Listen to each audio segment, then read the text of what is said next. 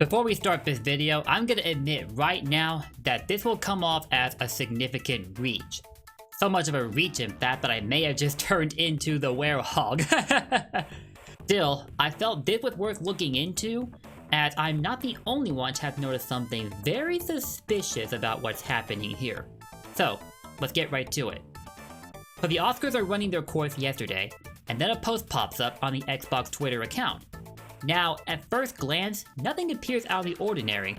You just see a 14-second clip of Sonic standing underwater in the aquatic ruin zone until he drowns. And we hear the drowning music playing in the background, which is typically the case whenever Sonic faces the risk of drowning. Above that is a caption from Xbox saying, when someone's speech goes long at the Oscars, they could always play the Sonic countdown music to speed them up. I got a chuckle out of it. Xbox being as memey as ever. I mean, we're talking about the company that took the memes about the Xbox Series X resembling a mini fridge literally. So literally, in fact, that there's an actual mini fridge based on that very concept. I got a kick out of that when that happened. Now, I only have one question. Where's my Xbox mini fridge? I'm waiting. But anyway, the point is, I first saw that clip, didn't think anything of it, and then got back to work on making my video.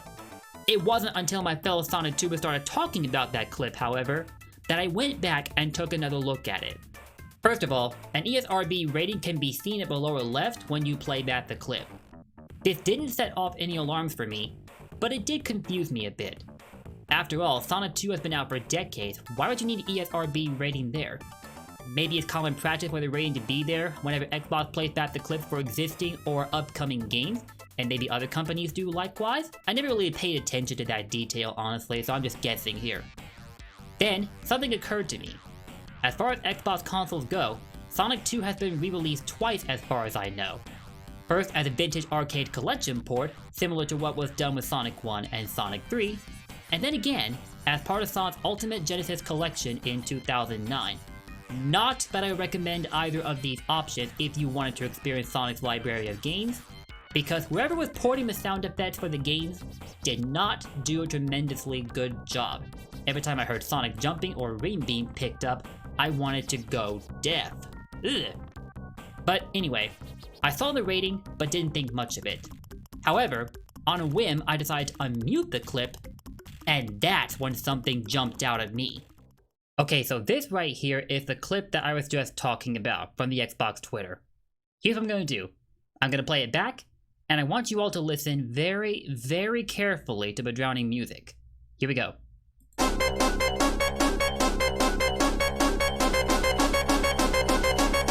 Did you hear that?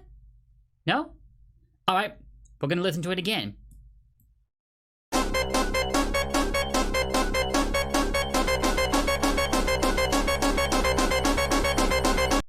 Alright, now I'm gonna ask you, did you notice anything peculiar with the drowning theme? If not, then I'll explain it to you. As you already know, the Sonic Classic first released on the SEGA Genesis, and then decades later, they would re-release for mobile devices. At that time, their soundtrack was slightly reworked to give them a bit more of a modern feel, as the games no longer relied on the Genesis audio chip.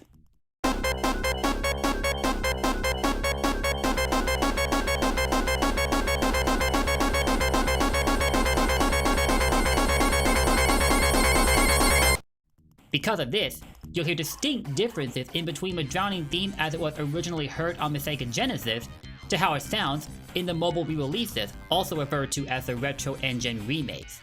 In the case of this clip, the soundtrack with the drowning theme sounded a lot closer to how it sounds in the Retro Engine remakes than it does with the vintage arcade collection port and Sonic's Ultimate Genesis collection. In other words, it's the more updated soundtrack for Sonic 2. Now, the Retro Engine remakes were never brought over to consoles, so this could change with Sonic Origins as it is intended to be a multi-platform release, Xbox consoles included. And yet, for this clip to pop up at the Xbox Twitter, with the updated soundtrack no less, and an ESRB rating sprinkled on top, when you add all of this together, it seems to equal a potential teaser for Sonic Origins. But if so, why did this teaser come from Xbox specifically? Well, need I remind you guys that there were signs of a partnership between Xbox and Sega since one of my previous updates about Sonic Frontiers. Back when Sega revealed the full list of languages that would be supported for Sonic Frontiers, we noticed that out of the 12 languages listed, 3 were specifically for the Xbox and PC versions: Korean, Simplified Chinese, Traditional Chinese, and all 3 will be subtitled. If you're wondering, PC is included here because Windows and Xbox are interconnected, and both services were created and are owned by Microsoft. This has led us to ask if there's a partnership between Sega and Xbox in the works. If so, I'm not sure why one of the terms of the partnership would be to make a handful of languages specific to select versions of an upcoming game. Maybe I'm missing the logic behind this business decision? Oh well. And then there's also the 60 frame per second patch that Xbox released for a portion of the Sonic lineup near the end of last year. The games affected are Sonic Unleashed, Sonic Generations, and Sonic and Sega All-Stars Racing Transformed.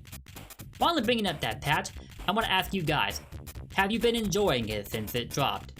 Me personally, it's definitely improved my experience with Sonic Unleashed, which was tremendously fun already, but man didn't make the Werehog stages that much better. I find myself rarely exiting out of those now, whereas beforehand I would do so a little more often. It wasn't that I didn't really enjoy the Werehog's gameplay mechanics like that, it's that the frame drops didn't really make the experience that much more luxurious. Sonic Generations, on the other hand, seems to suffer slightly from this patch. For example, when you go to Chemical Plant Act 2 and you grab one of the levers near the end of the stage, it glitches and throws you right to your death. It's never done that before, not as far as I'm aware anyway. So there are definitely some quirks to play in the game with the FPS buff enabled. But apart from that, I enjoy how much smoother the game looks all around. When you consider all of this, it feels like Sega and Xbox have been getting along very well with one another. And as an Xbox fanatic myself, I've really been enjoying my Series S ever since I got it for Christmas. So, I'm more than okay with this, as long as it does not evolve into another console exclusivity thing again, like what happened with Nintendo a ways back. We do not need to go through that episode again. Please and thank you. Then again, if that hadn't happened, we might not have gotten Sonic Color or the Advanced series in the first place, and I'd hate to imagine history without any of those, or the storybook games as controversial as some of you might find them. Anyway, it's very possible that this potential teaser of Origins coming from the Xbox Twitter could be yet another sign of an ongoing partnership between them and Sega. For a teaser, I gotta give it to them, they're being cryptic about it. They zoomed the game in so Sonic would appear closer to us, likely to prevent him from looking minuscule when they shared the clip on Twitter. But because of the zoom in, we can't see if Aquatic Ruin Zone is in widescreen like it is now in the Retro Engine remake. So they hid that very well, and they've also used a clip on Sonic 2 rather than Sonic 3, which is a game that people have wondered the most about when the collection was announced. Primarily because it hadn't seen a re-release in well over 10 years, unlike Sonic 1 and Sonic 2, which have been re-released repeatedly for the last decade or so. But why use footage from Sonic 2 instead of Sonic 3 when making this clip, you might be wondering? Well, it's because the drowning theme sounds way more foreboding in both Sonic 1 and Sonic 2 than it does in Sonic 3, where it's significantly nerfed. And in Sonic CD, it's just a repetitive sound effect that plays over and over until you drown. Doesn't exactly send the message home, does it? If you want to factor an intimidating countdown into a meme for Sonic, you definitely want to pick the drowning music from Sonic 1 or Sonic 2 for the best possible effect.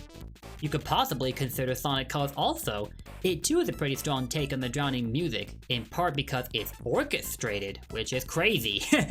Like I said earlier, all of it might come off as me reaching very far. So I totally understand if you're feeling skeptical. But you have to admit, there are some things about that Sonic clip from the Xbox Twitter account that have become increasingly harder to ignore the more you look at it. Still, what do you think? Do you think there might be something to what I'm saying? Or do you think I'm just blowing hot air? Whichever it is, let me know in the comments down below. And that does it for the Sonic news video. Although actually I shouldn't really call it a news video as much as I should call it a theory video, because that's exactly what all of this is based on, a theory. But either way, I kept the Sonic News label just to keep things consistent. So yeah, if you enjoyed this video, let me know with your likes and comments down below, and consider subscribing and ringing that bell to stay up to date on all of my content. Thank you for watching, and I will see y'all next time. Until then, peace out. And yo, I seriously can't wait for Sonic Origins to come out, man. It's gonna be awesome. Take care. Blue blurs for life. I'll see y'all later.